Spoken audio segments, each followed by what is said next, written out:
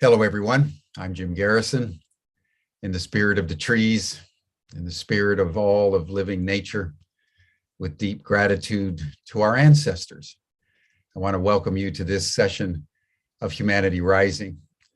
This week, we're going to initiate today a 5-day program on endangered life, endangered species, endangered humanity, endangered ecosystem, as we come to grips with the stark reality that the human presence on planet Earth has become so toxic and so oblivious to the impact that we're having on a very closely knit, interconnected ecosystem, that we brought the life process to the brink of extinction for hundreds of thousands, if not millions of species, now including our own. So we want to just focus on first the stark reality of what we have done and are doing at an accelerated pace, with all the evidence from science and culture that are literally screaming at us to stop. And we also want to focus on what we can do, even at this late hour, to turn the momentum around, reconnect with the nature of which we are a part. We are nature. We have a symbiotic relationship with the trees. We breathe in what they breathe out. They breathe in what we breathe out. And all the plants and all the animals are interconnected as one. So this week we'll ponder some issues of deep gravity that every human being everywhere in the world needs to take in and ponder deeply. So that's our program. Before we jump in, let us just take a moment in the midst of all this challenge and center ourselves in our bodies just for 1 minute. Close your eyes if you can. And attune yourself with your heart and feel your heartbeat. And through your heart, in a spirit of deep gratitude and thanksgiving, connect with everyone on this call around the world, and connect with all humanity with a prayer that we wake up sufficiently to save ourselves.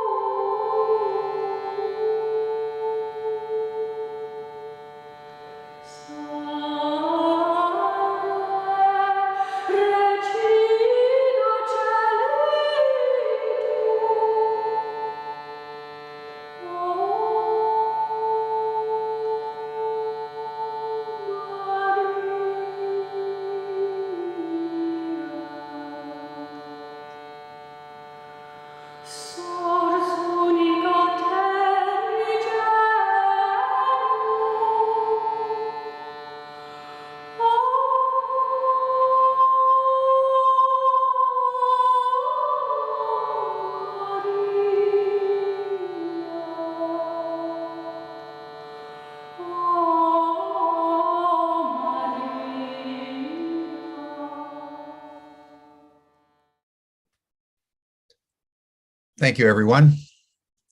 And now it's my pleasure to introduce to you Tom Eddington and George Cappanelli, our two conveners for our program this week. You know them well because they've been on Humanity Rising multiple times with a passion for both endangered species and the crisis of democracy.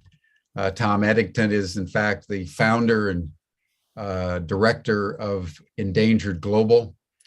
George is the founder and director of Age Nation, and together they've put together this program. So thank you, gentlemen. I turn the program over to you. Thank you, Jim. Thanks, Jim.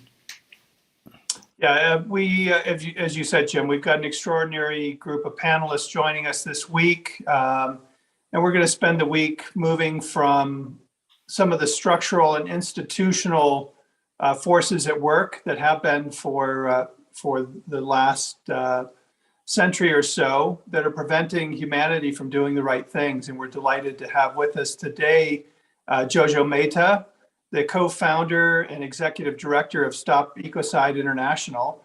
Jojo's joining us from the UK. And we have Charles Eisenstein, author and speaker, joining us today from here in the US. Welcome, Jojo. Welcome, Charles. Thank you. It's a pleasure to be here. Happy to be here. So as I was saying in the introductory remarks, we're starting the week talking about some of the structural and institutional forces that are at work that have been preventing our global leaders as recently as COP26 in Glasgow last fall from doing the right kinds of things, whether it's political leaders, industry leaders, from doing the things that we've known for decades that need to be done. And Jojo, I'm particularly interested in having you in dialogue today, talking about the work you're doing at Stop Ecocide International to work within the systems, to change the systems.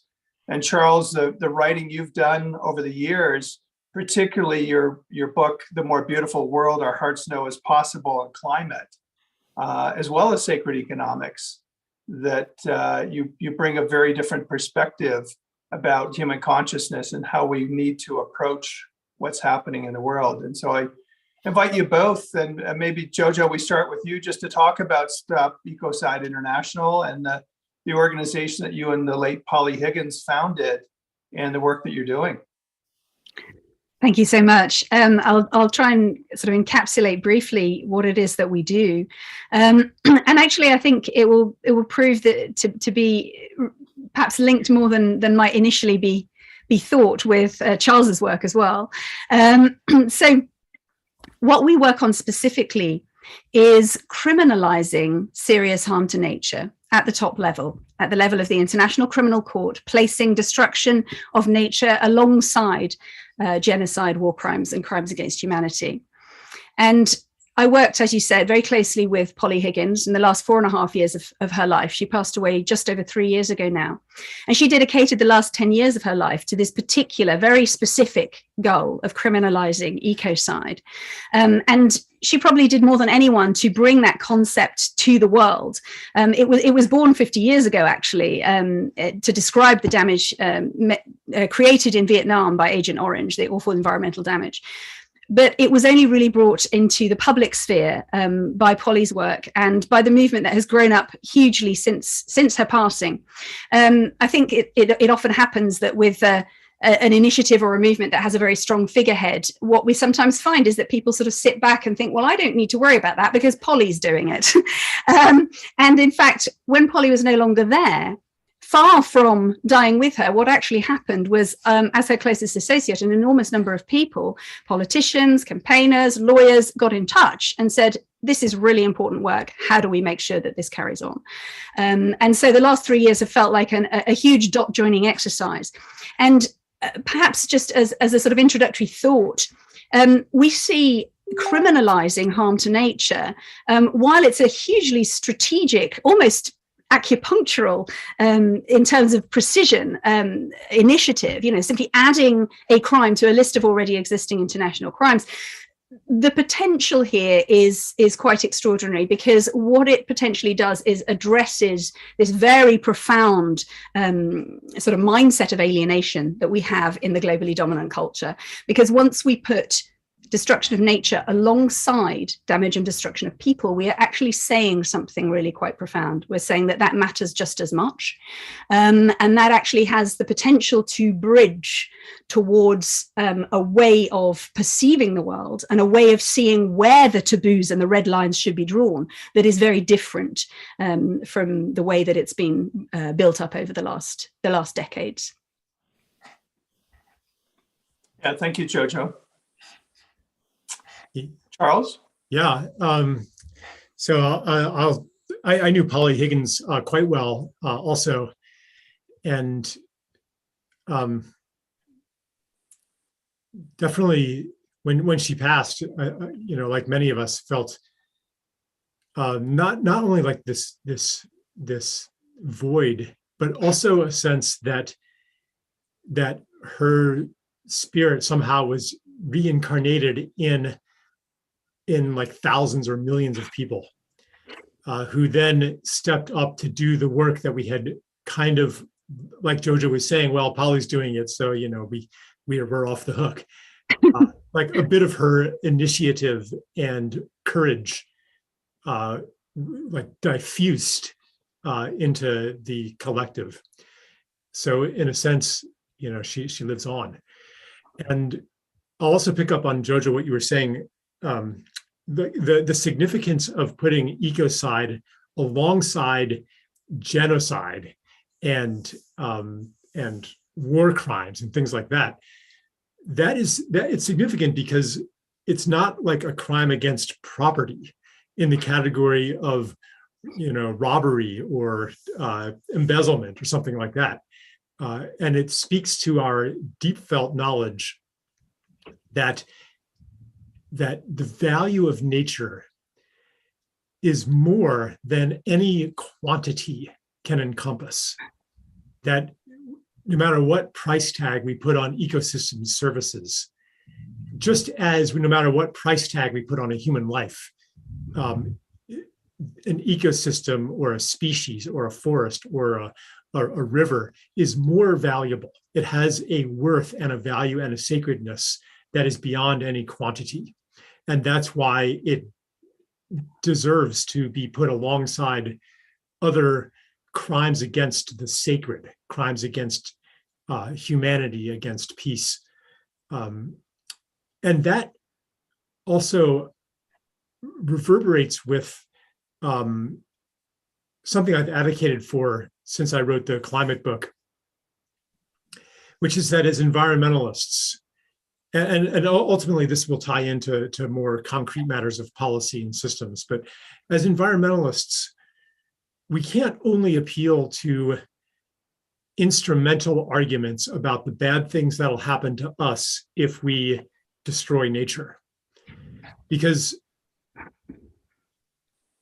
again, the mindset of valuing nature only for its use to us is part of the problem.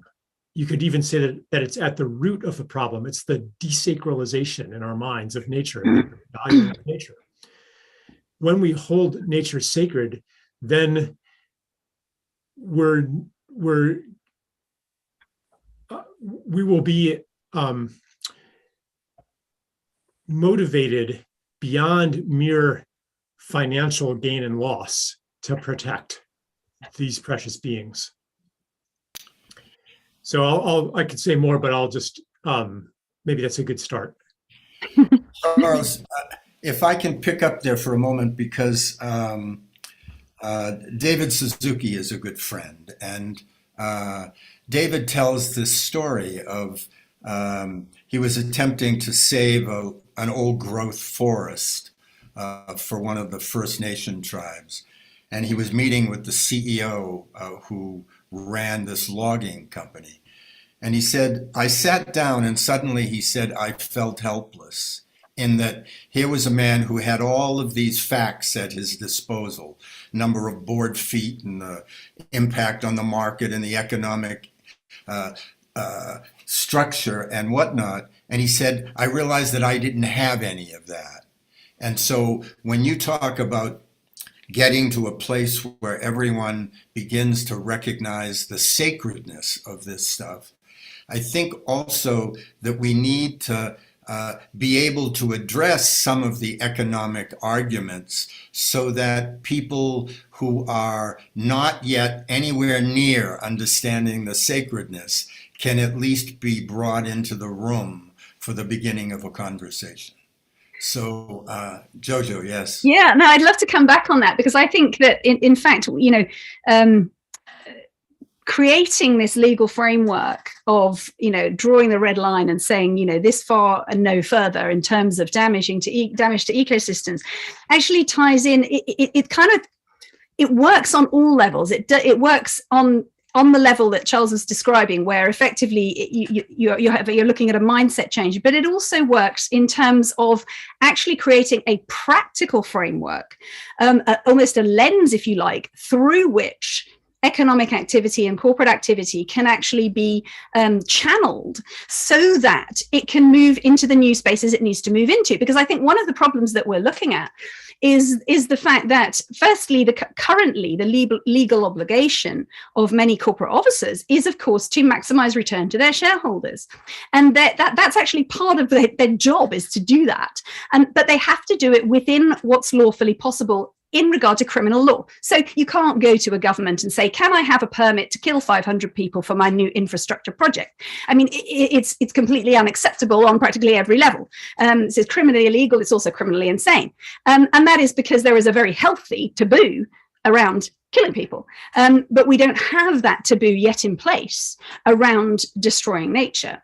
But if we add that criminal aspect, what we're doing is adding an additional kind of ground rule that must be considered by corporate officers. And effectively, at the moment, you might well have a CEO or a board sitting around at the boardroom table, potentially even wanting to do the right thing.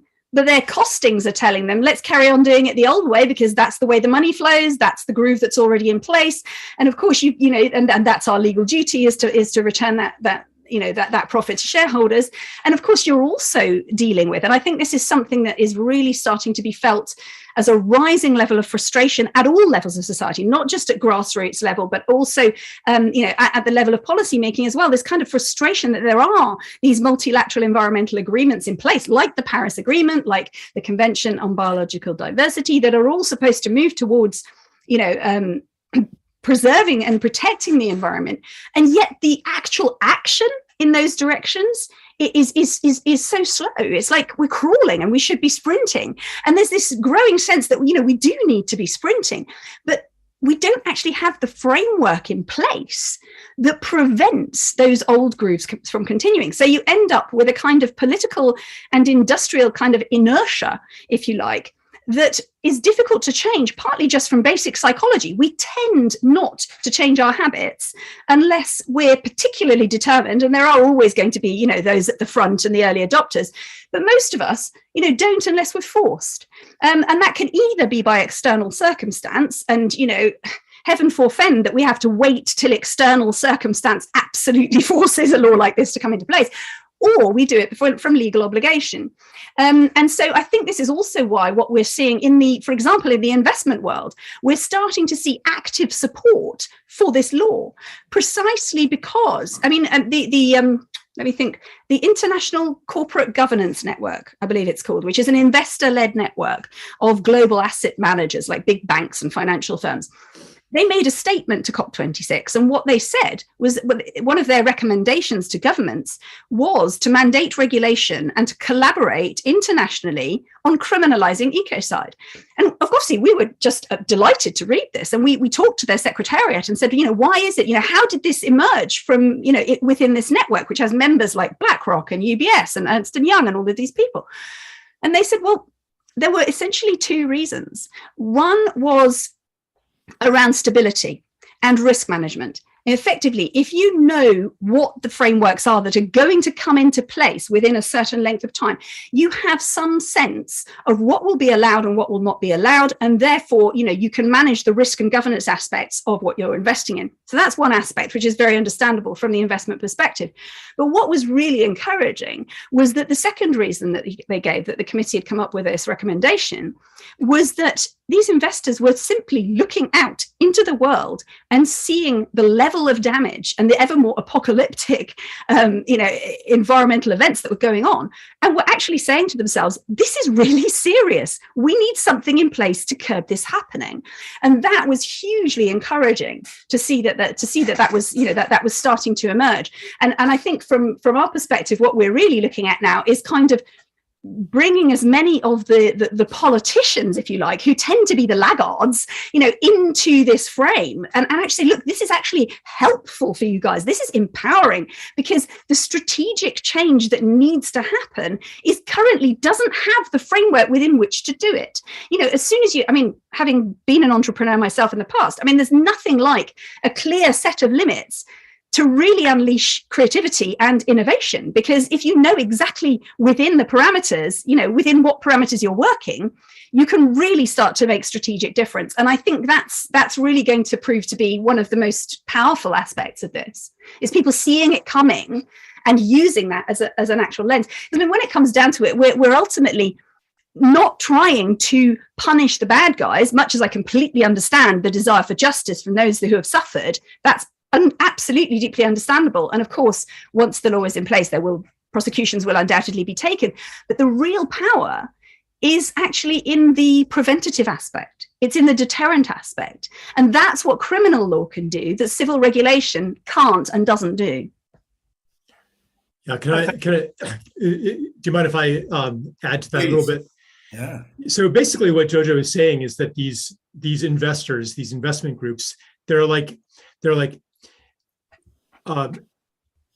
please impose these regulations. Otherwise, we will, if we can make money from destroying nature, we will, if you don't stop us. So please stop us. And if my fund doesn't, then some other fund will, and they'll get a higher return on investment. And so we have to do it too. So please put it off bounds to everybody. And I think that this, like earlier, George, you mentioned something about, making the economic argument first for those who don't have access to the sacredness of nature. But I would really want to question that assumption that anybody doesn't have access to it. What if the topic we were talking about were genocide?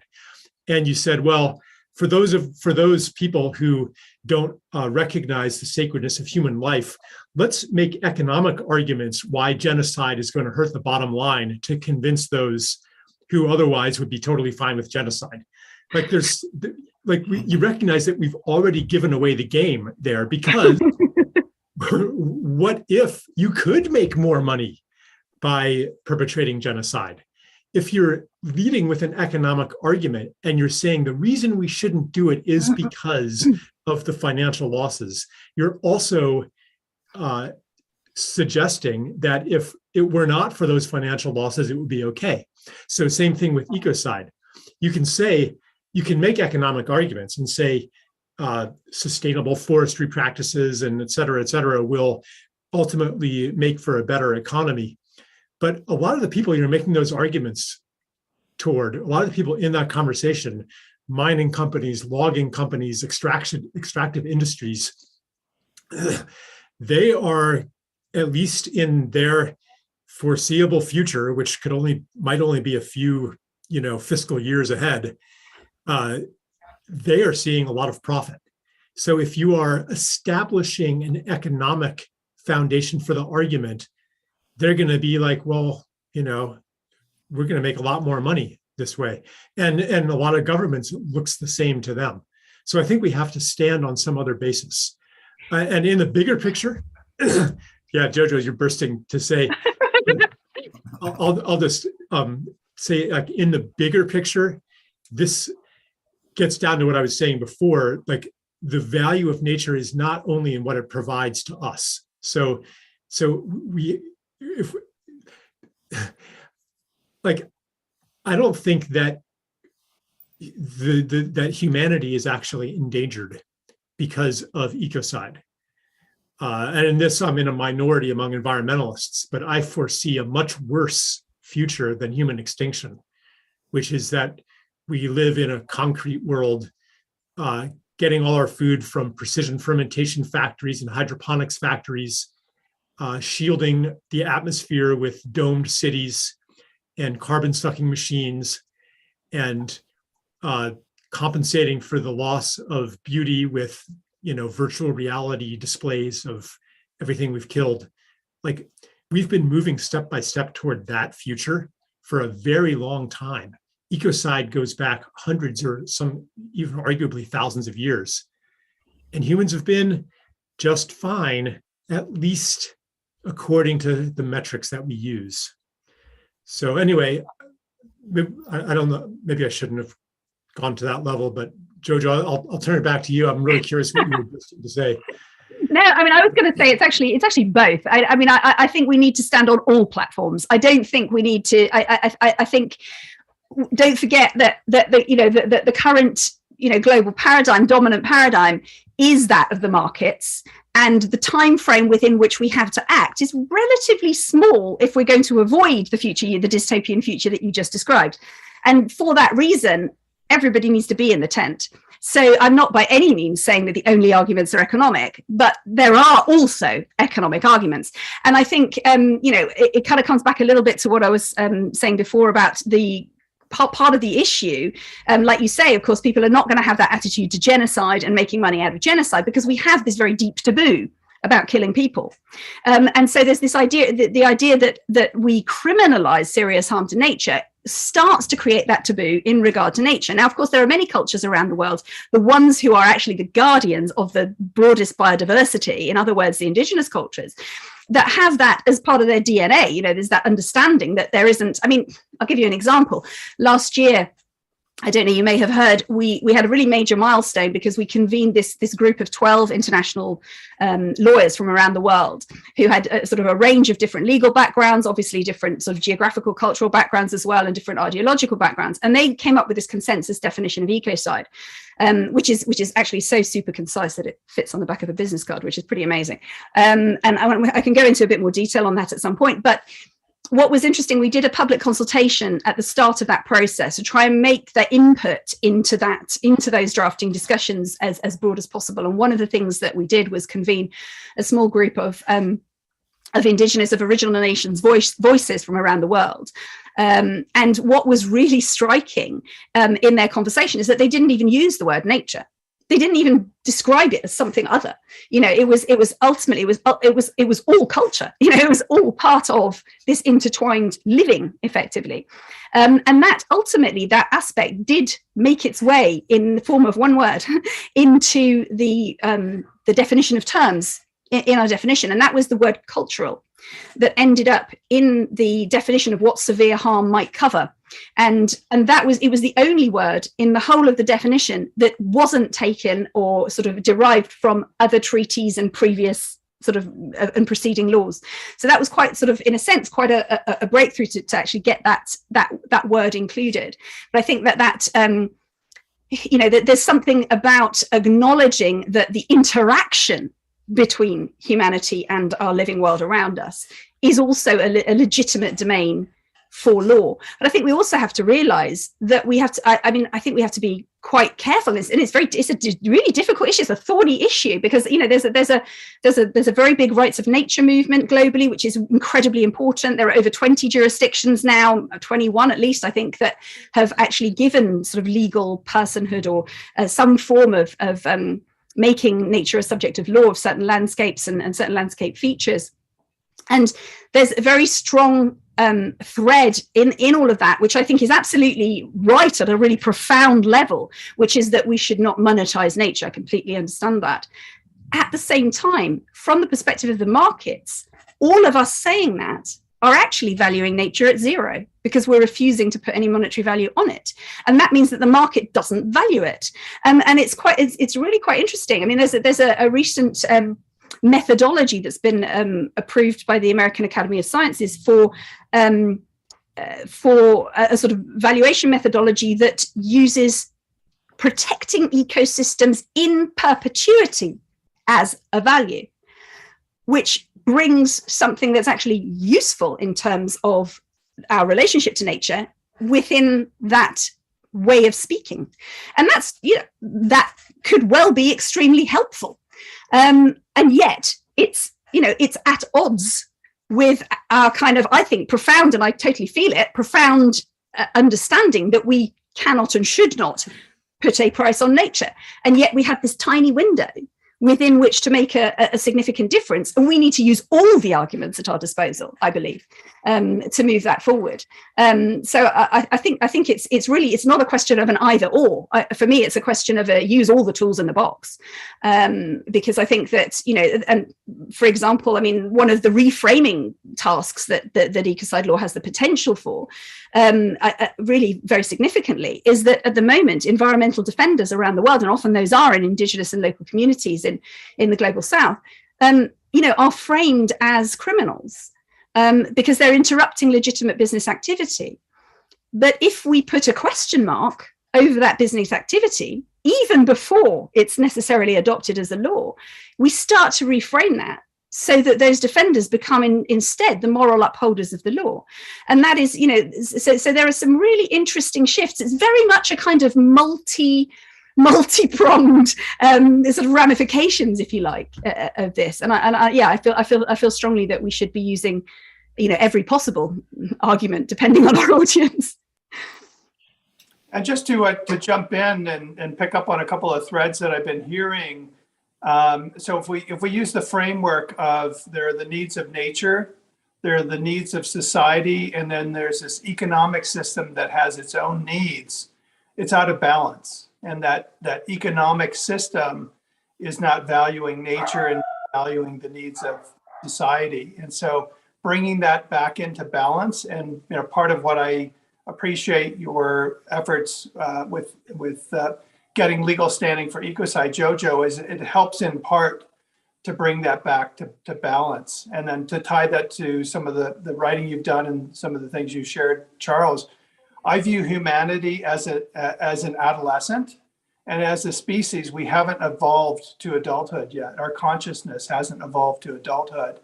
So we need, like an adolescent, need the parent to be stepping in, whether it's Ecocide or some of these other initiatives, to help keep that adolescent child in place, to help them understand the rules and to help them move into adulthood.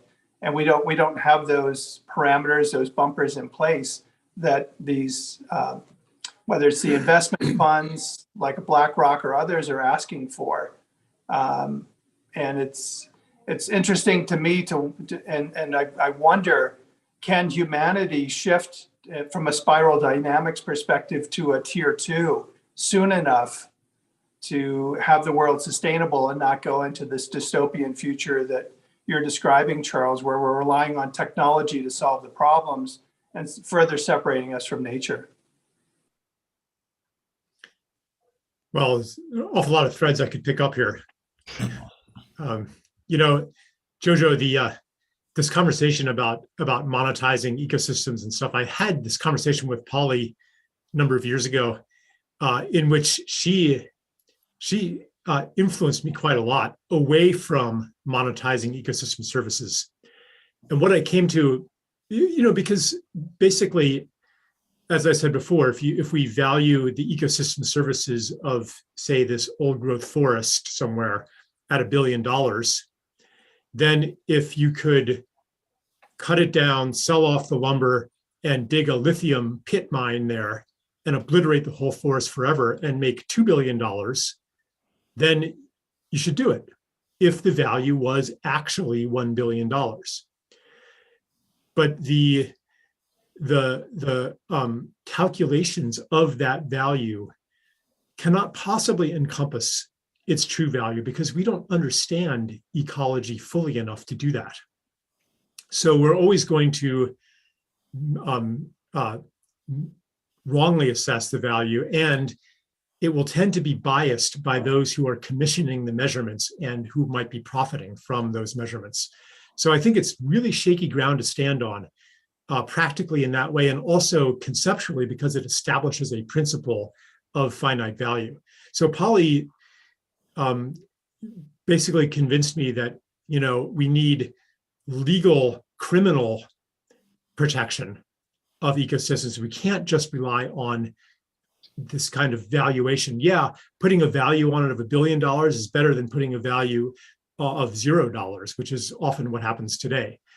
But it's still a problem. And so the what I came to is that that there is a viable way to monetize certain ecosystem services when you're talking about something that's replenishable.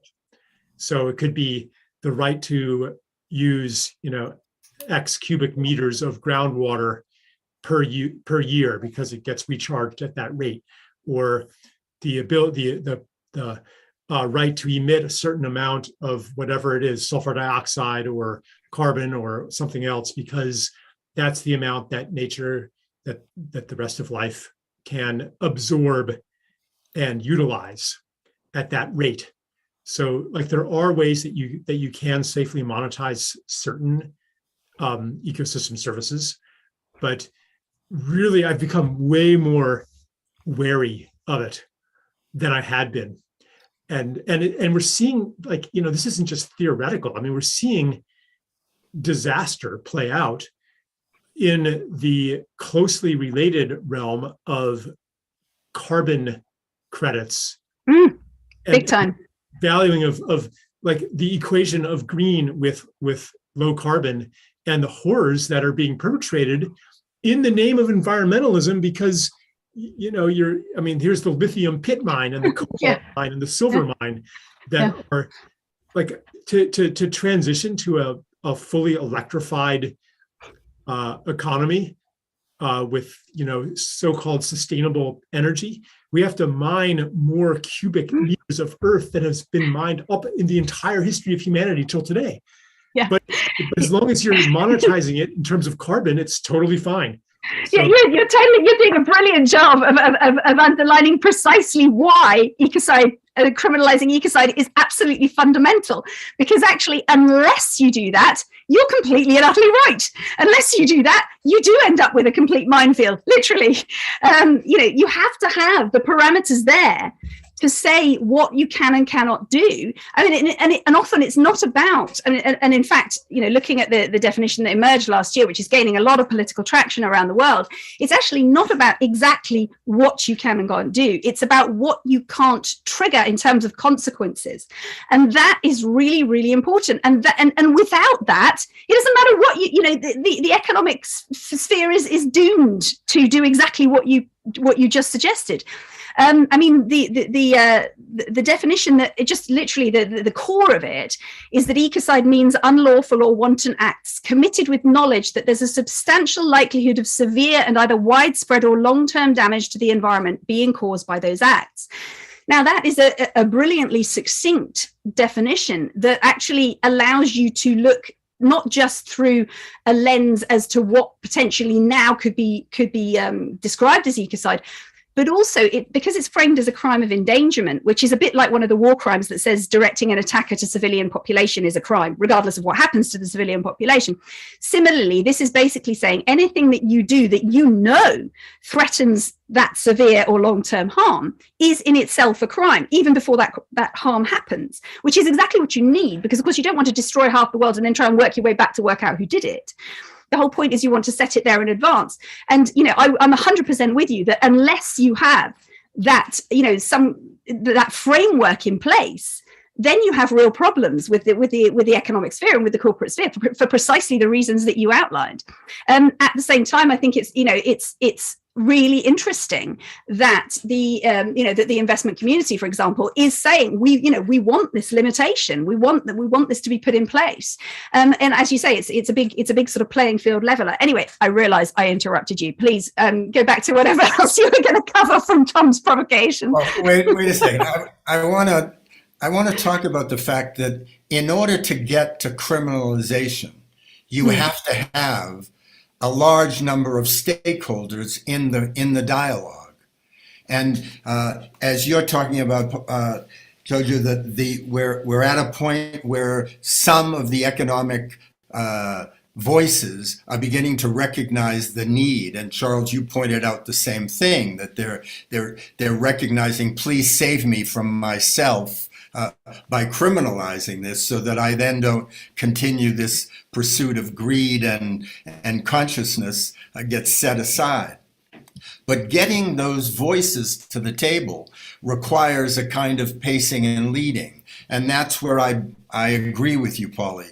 The time is so short that we need to find a way to get as many voices to the table as possible so that criminalization takes place. I mean, we're witnessing at the moment a genocide and crimes against humanity in Ukraine, and the global population can't even agree on what they're seeing in plain sight, and that should be punished in some way. So your conversation that you promote a lot, Charles, about independence, or interdependence rather, is another avenue that gets to this conversation of how do we come together and recognize the need, the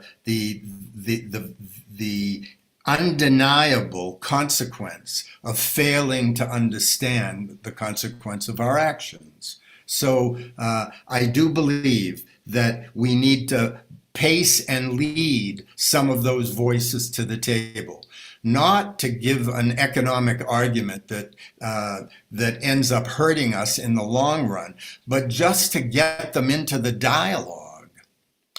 And the same is true with interdependence. Seems to be a nice avenue to get those voices into the dialogue, because unless we have enough of those voices, we are all going to agree unanimously that acts against nature should be criminalized, and we'll be having that conversation long after those cement cities that you talk about are built, you know? So how do we get there is one of my considerations. I'm a pragmatist on that level.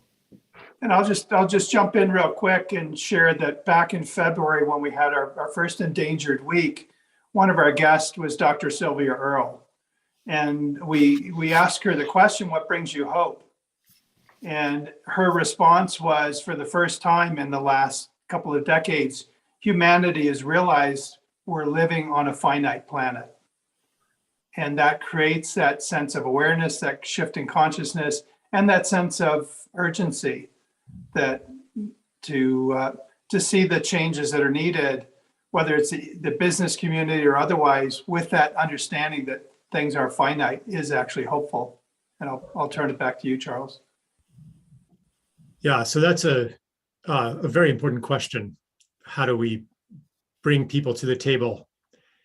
And you know, I guess, you know, if I've said that economic arguments aren't going to bring them to the table, then I have a responsibility to say, well, what will bring them to the table?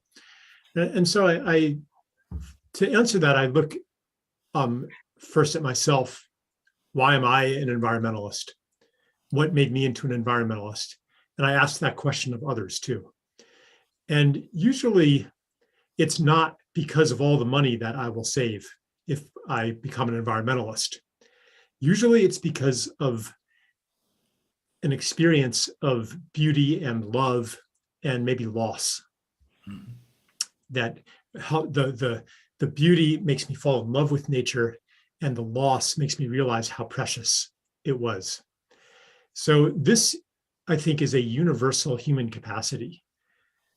I'm sure that the people at BlackRock and the other investment firms, they love nature too, or there's something in them that maybe is suppressed but seeks expression, that wants to fall in love with the rest of life, and that understands that my well-being and the well-being of the planet and other people and every forest and the oceans is connected.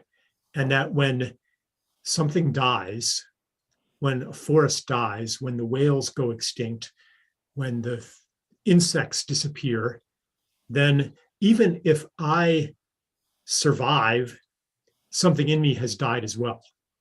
And that's a loss that we can feel.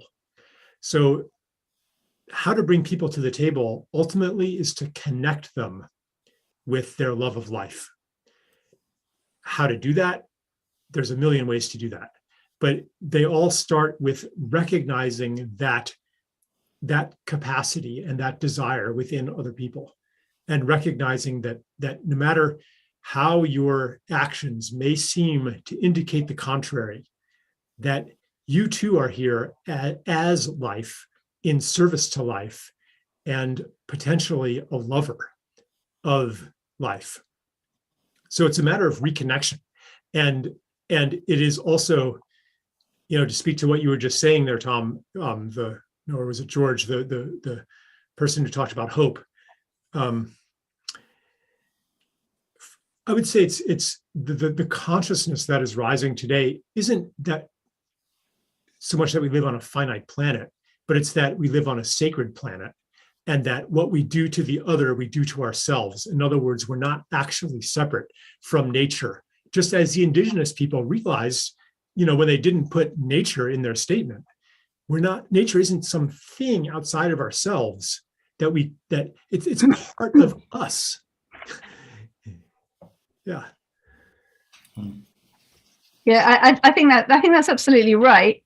And I think that one of the aspects that, actually hope is a really interesting sort of nexus here, because one of the things that we see a lot when we talk to people about ecocide law is precisely that. What we see this little light come on in their eyes, and they kind of go, oh yeah, because they've been despairing about the state of the world, and not feeling disempowered and feeling like nothing can change. And realizing that there is potentially a route that works within the current system to start shifting that in a new direction can be a real kind of beacon of hope, and a real moment of, oh my God, there is something that can be done. And just from the perspective of realizing how feasible it is, because, Polly and I used to encounter this quite a bit in the last few years when I worked with her, because, people would say, well, that sounds like a lovely idea, as if somehow it was somewhere over there that, might happen one day. And we would say, well, hang on a minute, we're already partway down this road. And just as a sort of moment of encouragement, we now there are now, I think 21 governments which are members of the International Criminal Court, where the conversation on ecocide is on public record, either at parliamentary or at government level. And this is from 0 3 years ago. So, we're looking at something that actually has a genuine potential to be moved forward. So there's a level of hope in that as well. And I think, and I really also really related to what you said about, excuse me for 1 second. That's all right. Looked like somebody was about to walk into my meeting. What you were saying about, I've lost my thread now. Hope it's actually happening. Yes. It'll come back to me. Yeah. So we are obviously, that's right. I remember now. Which is that if we look at one of the reasons that they're seeing hope is that what they're seeing is that at the top level, at the sort of level of government decisions, at the level of industry decisions, there are those who don't feel the sacredness of nature. There are those who continue to make the bad decisions, or bad from the point of view of the future of humanity. There are those who don't seem to care, who do just seem to care about the bottom line. And so realistically, are we going to bring all of those people on board in the next few years in terms of having them understand the sacredness of life? I hope so. But if we're not going to be able to, let's put ecocide law in place, because that way at least we're channeling their energy in a direction that isn't going to destroy the planet. So in a sense, it's a way of kind of acknowledging that while what we want to work towards is precisely what you've just outlined, not everybody's going to get there at the same speed, and we don't have a lot of time. So, we are looking at something that's actually practical. And from the point of view of kind of, those multilateral agreements, like the Paris Agreement, the one that nobody's meeting their targets for, once you actually have something in place that says you can no longer threaten severe harm to nature, then you suddenly start to get the possibility of actual implementation of those agreements, which is currently sort of dormant. So there are kind of, in a sense, perhaps it's a little bit sort of bittersweet or sort of mixed in terms of its feelings. But there's a way in which the hope lies precisely in the fact that this will actually kind of bind even those who don't want to into doing the right thing. Right. Yeah, I'm not saying that everybody has to get in touch with the sacredness of nature, only enough people to make the kind of laws that we're talking about. So it's the question of how do we bring those who are potentially on board, how do we bring them on board? And Jojo, one of Tom's framing questions, and Charles, for you as well, is what is the structure? We've talked about various aspects of the structure that's in the way, but what's echoing in my mind is that Zelensky address to the United Nations, in which he basically said, you're called the Security Council, but what are you doing in order to maintain or to provide security for the world? Because if you're not doing that, what's your job? What purpose do you have? So what I'd like to know is, where are we on this path? So there are 21 nations, you say, who at least are beginning to put that language into their dialogue and whatnot. But what does it take to get this done? And when it is done, how do we enforce it? So there's a kind of the procedure that's set out in the Rome Statute, which is the governing document for the International Criminal Court, has 4 stages: a stage of formal proposal, which has to be done at least 3 months before the next assembly of the states parties to the statute. Admissibility, which is basically the assembly saying, yes, we accept that this is worth talking about. You then have whatever negotiations are going to take place between the states to actually end up with a final wording, at which point you have adoption. And then the final stage is ratification. And as with most sort of treaties, you'll usually get a slew of people, ratifying straight away, and then other countries will follow suit. Now, we're currently at a stage, as I say, from sort of 0 3 years ago, we're now at a stage where the conversation is firmly on the table, in the sense that we presented the definition to the Assembly of States Parties last December with the support of 3 of the world's most climate vulnerable states, Vanuatu, Samoa, and Bangladesh. So that was an official part of the assembly.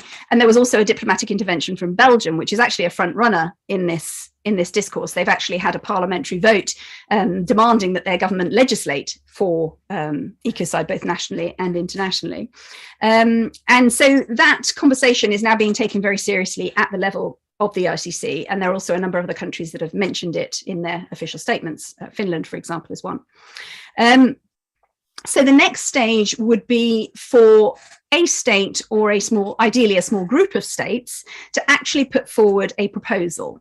And that has to be submitted to the UN Secretary General, who then distributes it to all the member states. And that then effectively kicks off the conversation. So that's something that we're working on at present. At the beginning of this year, ultimately, of course, this is down to states. This is down to the courage of individual states to step forward or to work together and do this. Effectively, our role in this is really more about information, it's about amplification, it's about convening, it's about facilitation, those kinds of things. At the beginning of this year, it looked like it might be possible for a proposal to be put forward even within this year. The situation in the Ukraine has slowed everything down a little bit at the diplomatic level, because quite understandably, many states have been, preoccupied with what's been happening there. However, we still imagine that it's possible within the next year or so that a formal proposal could be put forward.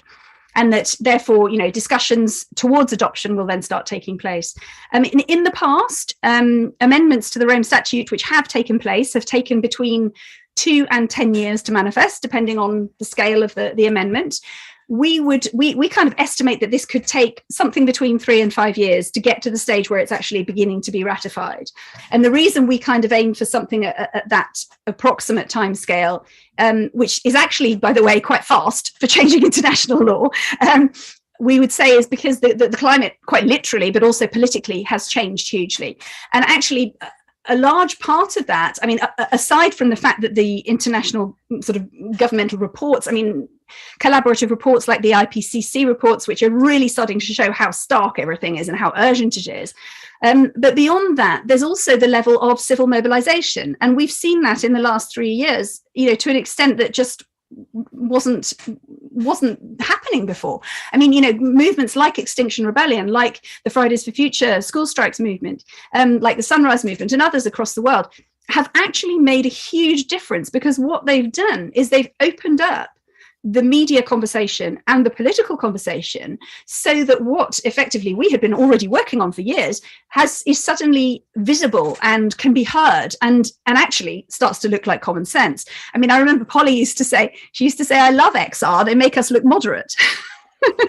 And and there's a way in which that that had a certain a real ring of truth to it, because what they succeeded in doing was disrupting peacefully and lovingly, to the extent that there was enough conversation happening around it that things really started to move politically. So I think that's also a really, really important factor, and actually shows that there is a level of waking up that is happening, all over the world. And that, and what's also inspiring about that is in particular, the demands of the young.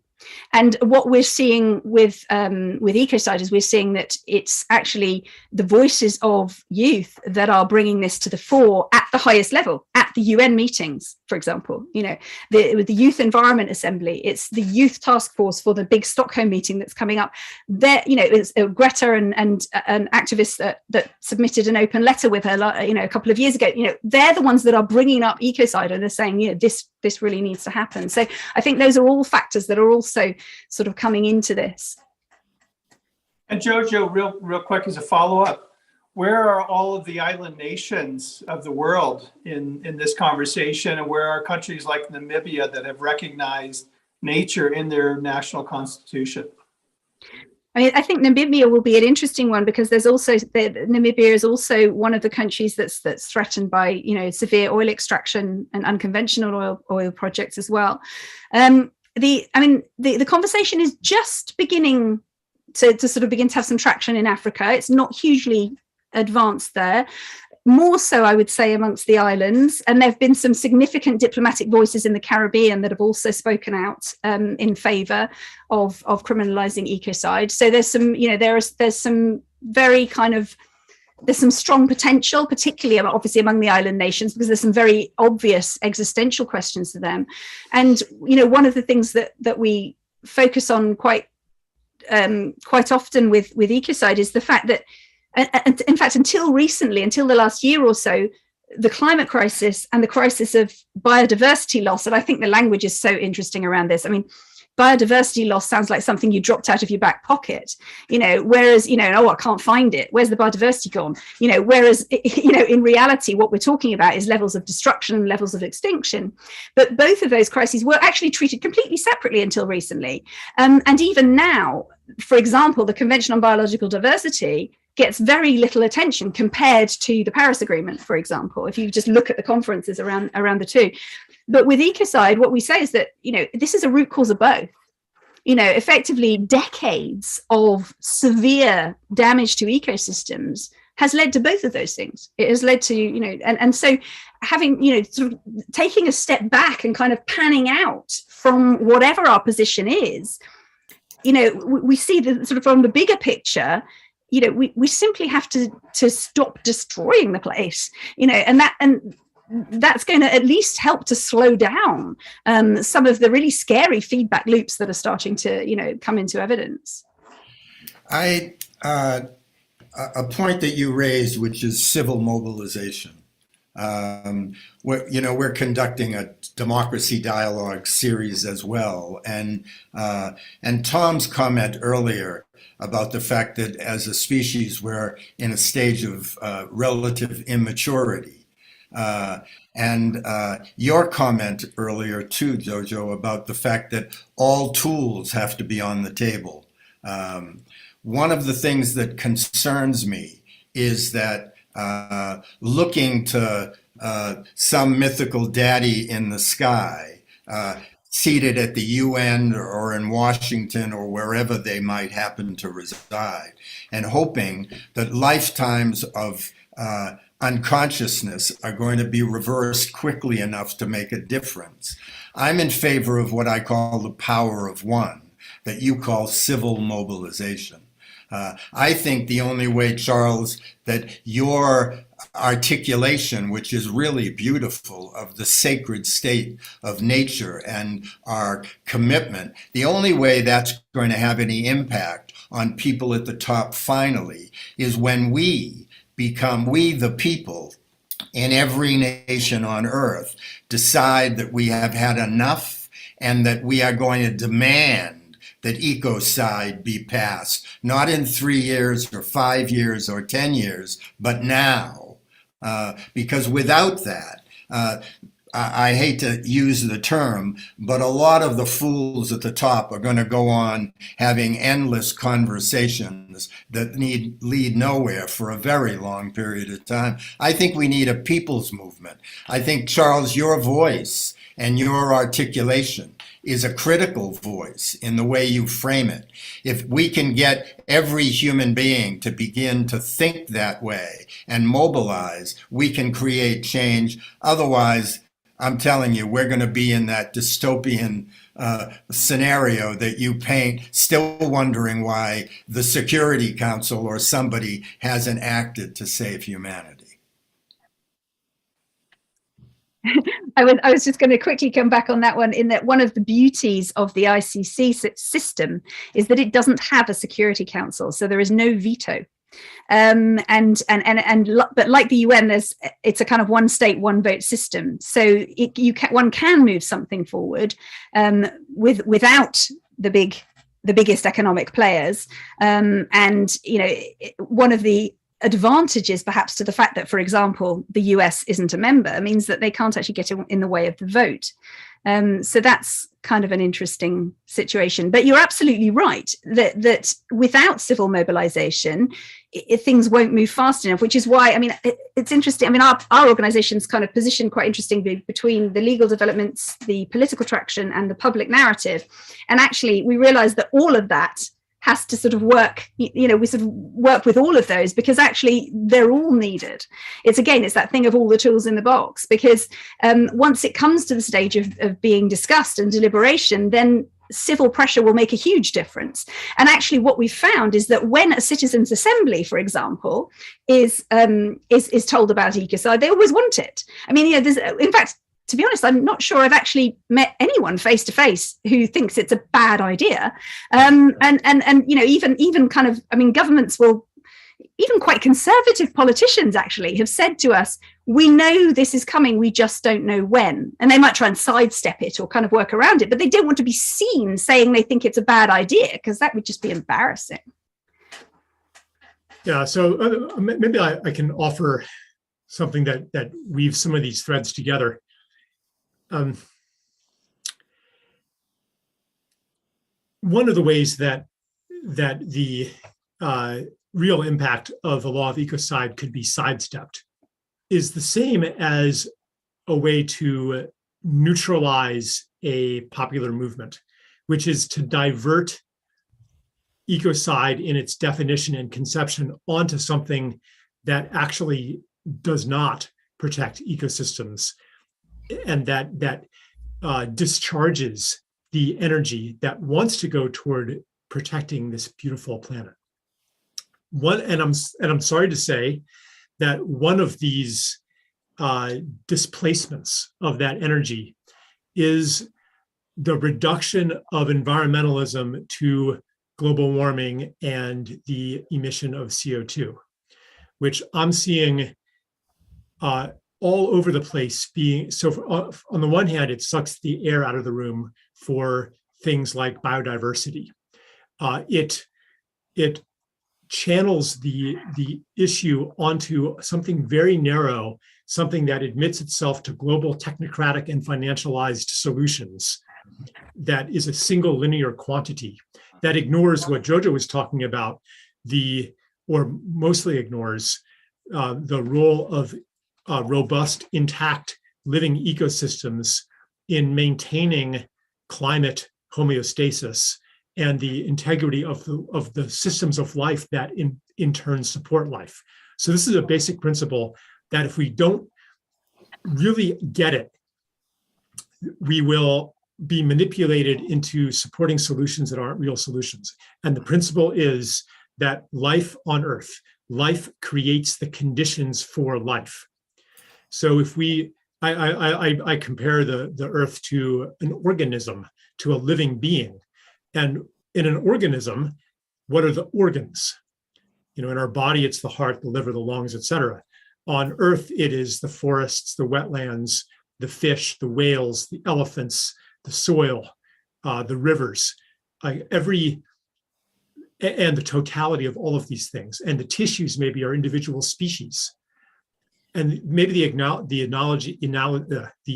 analogy isn't exact, but to think of Earth in terms of organism, then we understand that if we, and this is happening right now, convert whole continents worth of relatively undisturbed ecosystems into biofuels plantations, then even if the carbon numbers seem to add up in our favor, we are still destroying the living Earth, because you're replacing a biodiverse ecosystem with a monocrop. And you do the numbers. Oh, this monocrop grows faster, and so it's sequestering carbon faster, so it must be better. Or if you drain entire vast wetlands to build hydropower mega dams, and look, carbon credits, because this is carbon neutral electricity, but you're again destroying a living organ of Gaia. Or the mines, the pit mines, the strip mines that are used to convert to electric vehicles, like all that stuff. And let's not leave out fossil fuel extraction, tar sands excavation, and all that. Okay, like this is destroying the living organs of Gaia too. So we have to understand Earth as alive. This isn't just a philosophy or some spiritual teaching. It guides where our energy as environmentalists goes towards policy. And that's why I've always been for so many years, a supporter of law of ecocide and rights of nature, because it embodies an understanding that Earth is alive, and maybe even beyond that, that Earth is intelligent, that Earth is sentient, that Earth is a being, and each part of it is a being. That is the bedrock on which any lasting, transformative people's movement must be built. And if we skip that part and try to rile up the masses by scaring them about extinction and channeling that energy onto, this linear quantitative goal of reducing CO2, if that's all that we have, then the movement will be co-opted and diverted onto something that actually continues the status quo. Yes. I totally relate to that, and there's a number of points that come up for me while you're talking, Charles. And one is the focus on carbon, is the exclusive focus on carbon is really, really problematic. One of the things that actually really sort of resonated for me about is that, I find it so ironic that the spiritual leaders around the world, so whether that's indigenous leaders, whether that's Pope Francis, who's been remarkably outspoken actually in terms of supporting life and supporting nature, it's like they're pointing out a factual reality, which is that nature is alive, that we are deeply intertwined with nature, that what we do has consequences for us and for the natural world. That's being pointed out by the spiritual leaders, while the secular leaders, who supposedly deal in facts, are actually dealing in faith. They've got faith in some kind of economic model that simply doesn't function. And I find that an extraordinary irony that's the position that we now find ourselves in. And the sort of focus on carbon, for example, and the counting of the numbers, you end up with a situation of kind of maladaptation to what's happening, because you're not actually taking the whole picture into account. And this, we can all be guilty of this in different ways. There are some quite controversial areas, like, the food systems, for example. We could all go plant-based and still destroy the planet, because we could be putting monocrop pesticides on everything in order to produce plant food, or to produce plant fuel. So, these are all questions that are quite nuanced and they're not black and white. And there are some parts of the world where going vegan is virtually impossible, for example. I mean, some parts of Africa, for example. So these questions are quite controversial, and they're not straightforward. But having that kind of holistic approach is really, really important. Like you say, the life supports life, and there's actually a rather brilliant example of exactly what you gave in terms of the potential watering down. And this also ties back to something George was saying just now, which is in France, where the Citizens' Assembly that was convened again, ironically, it was convened by Macron in response to the popular uprising, the Gilets jaunes, the response to carbon tax hikes. And he basically they ended up convening the Citizens' Assembly and saying, okay, come up with your own climate policies then. And of course, the top policy they came up with was ecocide, was criminalizing ecocide, which so it was almost like the French government was kind of cornered into doing something about it. But the misfortune that resulted from that was that in trying to get something through nationally as part of their climate resilience law, and doing it quite fast, because domestic law can happen quite fast, they ended up having to water it down in order to get it through. So because certain political interests and certain economic interests were, obviously resisted the idea of ecocide, as defined either as the consensus definition came out, but also what the Climate Assembly had asked for. In other words, something that seriously addresses the most severe harms. And I think that comes back to what George was talking about earlier. Yes, we do need this now, but we actually don't want the law to come in place tomorrow, because if the law comes in place tomorrow, we demonize a whole bunch of people. We throw a court system that isn't ready into complete chaos. We leave politicians not knowing where the hell to put themselves. What we actually, and this is one of the reasons that we aim for it at the international level, because it's politically safer and cheaper to support an international law that you're not putting yourself out on a limb, and you're not putting your neck on the line and making your particular nation uncompetitive, which is sadly one of the considerations that comes into play. But what you are doing is supporting the right thing. And when enough people are in support of it, everybody moves together, nobody's disadvantaged, and the playing field gets leveled. And that is why we aim at the international level, but also because the real moment for change, the real period for change, comes between now, literally, you guys, your audience, everybody hearing about this law and the law coming into place, because that is the window for strategic change. That is what insurance companies are already looking at. That is what extractive companies even are already looking at. I mean, we've actually had an instance of a South American mining company seeing the definition and actually signing up to environmental agreements they didn't want to sign up to, because they could see that this was coming down the line. So, that window of opportunity, that window for change actually comes before the law comes into place. And that's what's exciting about what we're starting to see happening. Yeah, thank you for that, Jojo. And I think that, picking up on something Charles said before, the languaging of it is really essential. We saw it in the 1960s with the movement towards saving planet Earth. And I'm not being critical, but it was misguided in that the focus was on saving Earth as a planet rather than as an ecosystem, a living being. And it was misdirected. And we're seeing it today with climate change versus global warming. And that languaging and the consciousness around that languaging is so critical, because we need people to understand, to the point that was made, climate change and biodiversity loss are two sides of the same coin. And we need to be languaging it in the right way to bring people along. I want to suggest it's a good time to bring Jim back into the conversation. I'm sure he's been listening patiently with a ton that he'd like to speak to. Jim, you want to come back in and join us? In the trees?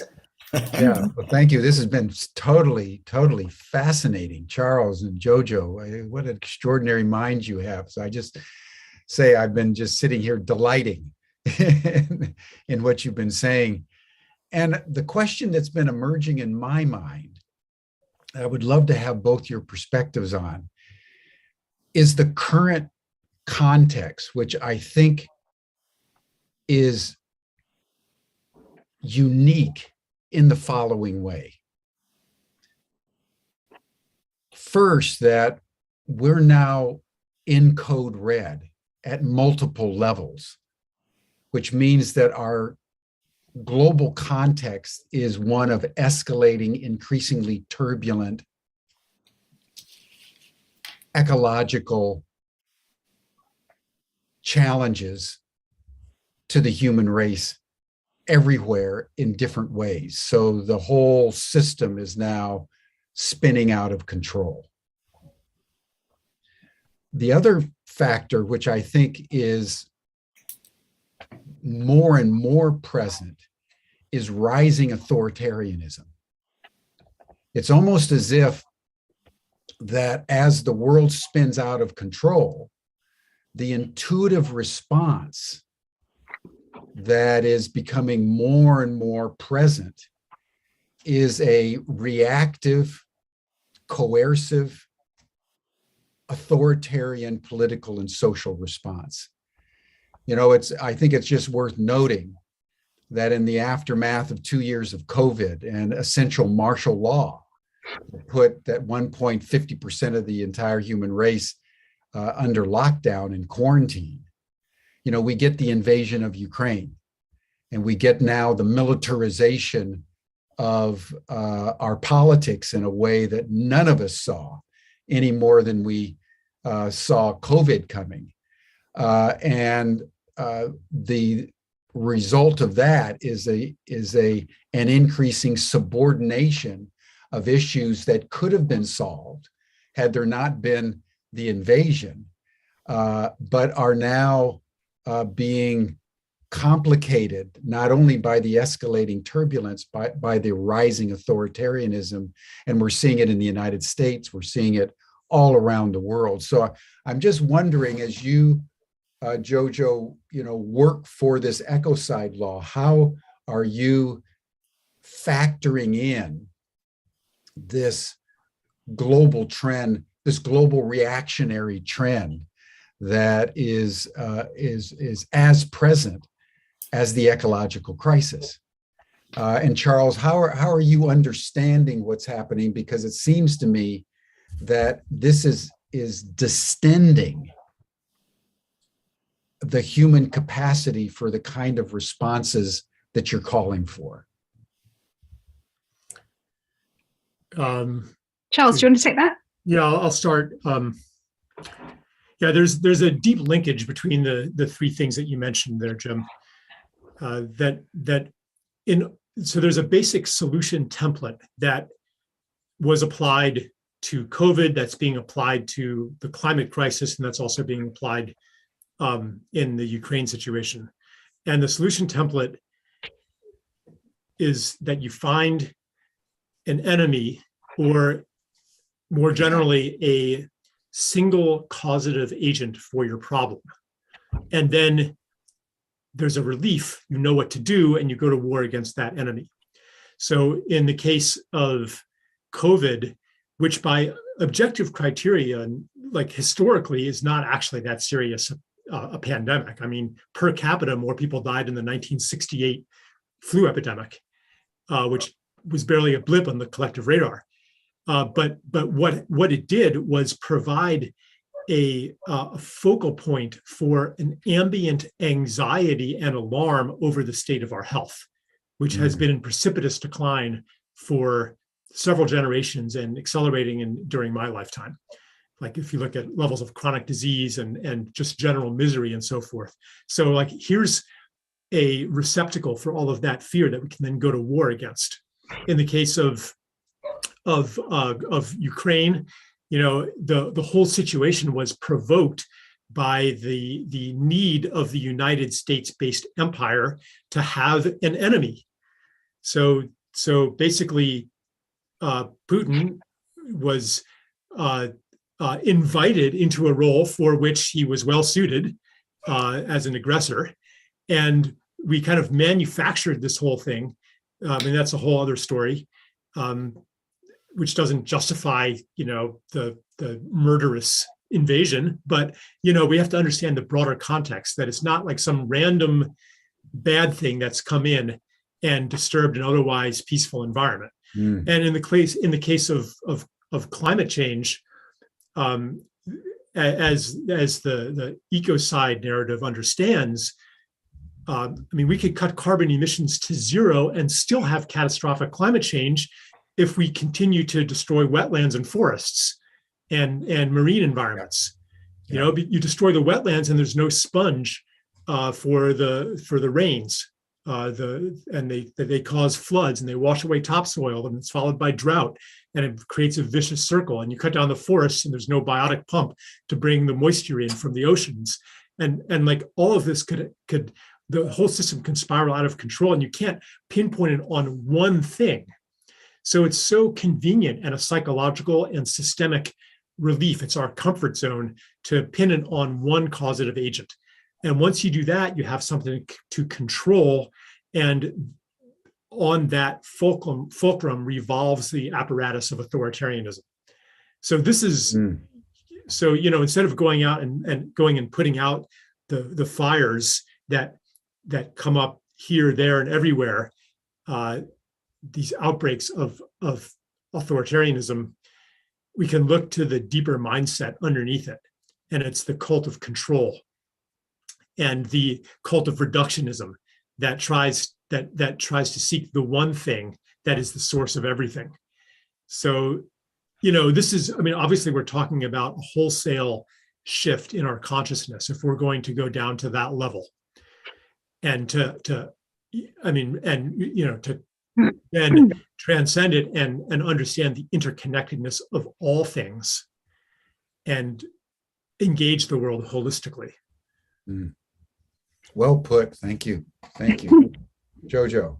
Well, I'd like to perhaps look at a couple of slightly different aspects, but I'm very much understanding and on a page with what Charles has said. I think that what we don't just forget it, we're educated out of it, is our sense of human agency. I think our education system, particularly the sort of Western education system that has sort of, again, become sort of respected and dominating around the world, tends to educate agency out of us. So we see ourselves as part of a hierarchy, and we put ourselves in a particular position in that hierarchy, and then maybe we try to slowly work our way up one particular ladder or another.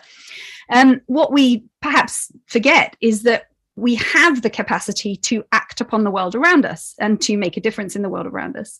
And it's really interesting to note that, you know, I mean, aside from everything in the natural world that comes from Mother Earth, whether it's plants, animals, whatever, everything that we interact with in our lives is here because of human intention. Everything that's human created, whether that's society, whether that's physical objects, is created because we intended it to be here. Human intention is one of the most powerful forces on the planet, aside from Mother Nature. And we have the capacity to make change. We have the capacity to do something. And I think that where we focus that intention is hugely important. So in answer to your question about what do we do about the rising authoritarianism in the world, we don't think about it. We actually don't address it quite deliberately. What we do is we say, this is the thing that we are trying to achieve. It's a beautiful thing. It's a powerful thing. It's going to make a huge difference to the world, and we are going to make it happen. So we don't actually look at what's going to stop it happening. We don't push on doors that are closed. We push on doors that are open. And then we look at how many other doors suddenly open as a result of that door opening. And, you know, it's like I say, it's always a kind of gigantic dot joining exercise. And what we found, and it's really interesting because I think it colors what you encounter. It colors how people interact with you. I mean, you know, I can honestly say that, you know, year on year, we've been interacting at kind of, you know, higher, I should say, at a higher level of putting in inverted commas, because obviously we have this kind of stratification way of thinking about things, you know, whether we're dealing with, you know, politicians or corporate leaders or diplomats or what have you. And at every level, we're encountering a lot of positivity.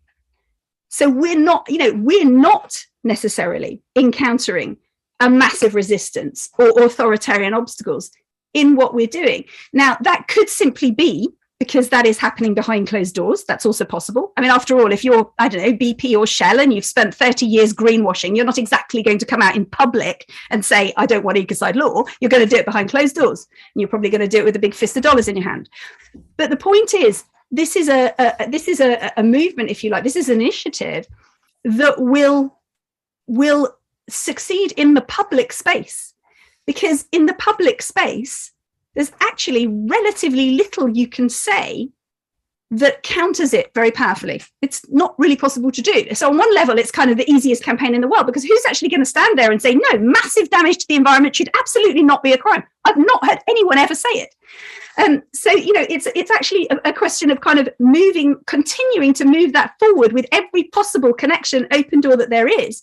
And actually what we're seeing is an incredible acceleration. I mean, as the profile gets higher, we've sometimes encountered people who sort of say, well, why don't you keep the law for the lawyers and the policy for the policymakers and, the activism for the grassroots? You're mixing it all up. And of course, the whole reason that the narrative is accelerating so fast is precisely because we're doing that. Because we're not, saying, well, this isn't important because, it's not an audience that we care about. We care about all the audiences.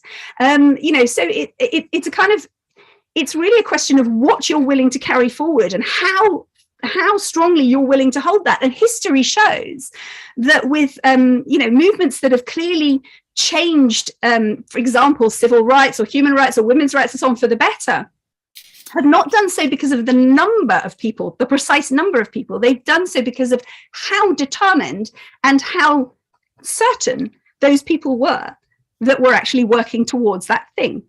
And so I would kind of come back to, and there's one other aspect that I would bring in here that I feel is somehow relatable to many different levels. And that comes back to the title that you've given to this session, which is Ecocide, which the etymology of which is killing one's home. We would all potentially die to protect our homes. Our home is this planet. There's something that speaks to safety and the home about this that is really profound. And it doesn't matter, what your income is or where you are in society. You will, we connect deeply with what we consider to be our home. And if we move in the direction, which I believe we are moving in, that Charles described, of actually feeling, a deep connection, a home connection, if you like, with the living world, then there's a really strong resonance there. And I guess the final point would be, it's always better to light a candle than to curse the darkness. Well put. Thank you. I loved your notion that, the two powerful forces in the world, one is Mother Nature and the other one is human intention. That's a profound insight, I think. And the tragedy is that right now at loggerheads, we got to somehow turn it around in adverse conditions. So thank you.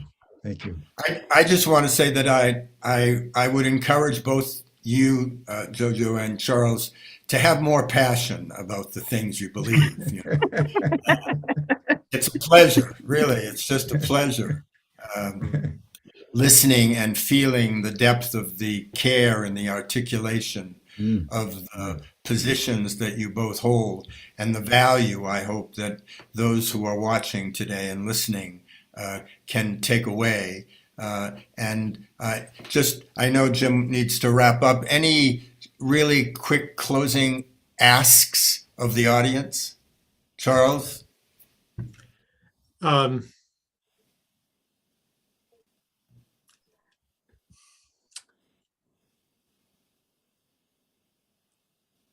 not going to make an ask. Okay. No. No. I think I probably am, in the sense that one of the most powerful things about this movement is actually the word itself, ecocide. It's really powerful. It's strong. It's not hard to understand. And it's a lot easier to pronounce than post-2020 global biodiversity framework. So I would certainly recommend that anybody watching this talk about it, because what we found is that where the word comes into parlance, the politicians start taking notice. So it's very important to use the word, to use the concept.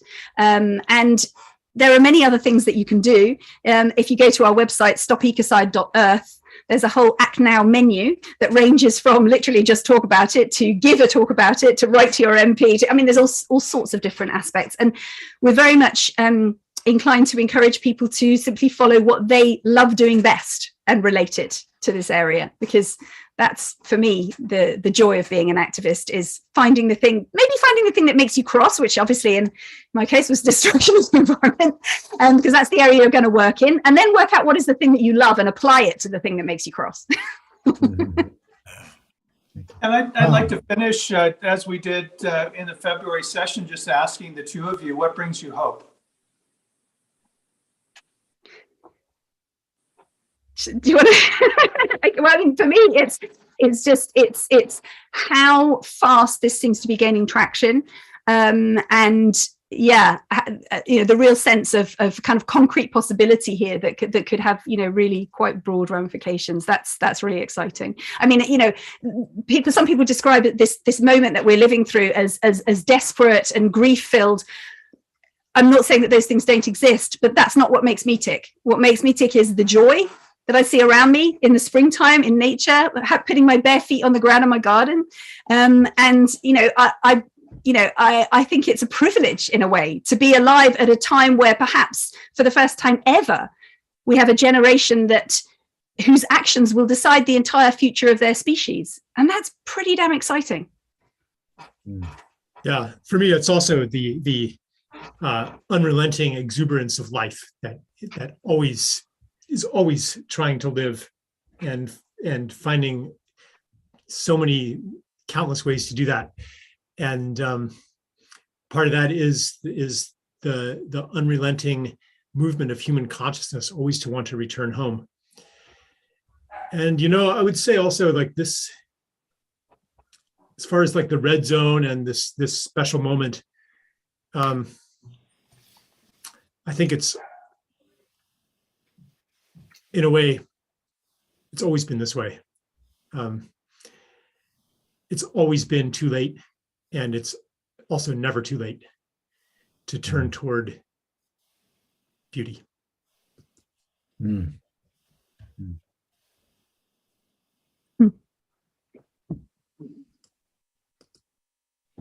Beautifully put, both of you. What an extraordinary session today.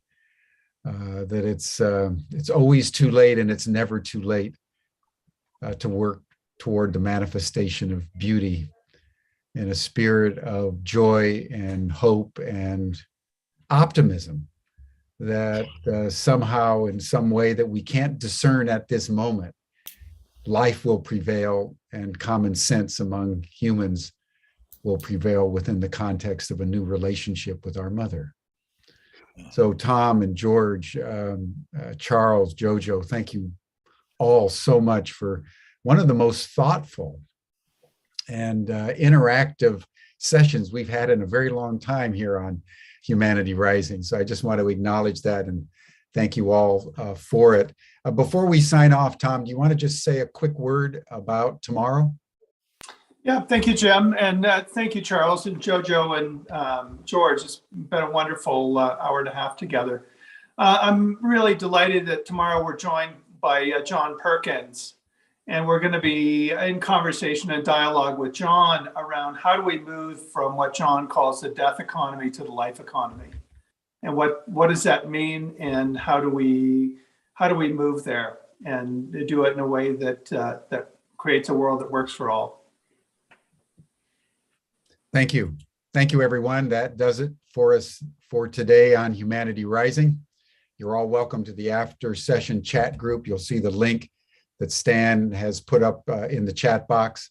We'll see you all again tomorrow, same time, same station, for day 2 of our 5-day program on endangered life on planet Earth. Bye for now. Thank you. Bye.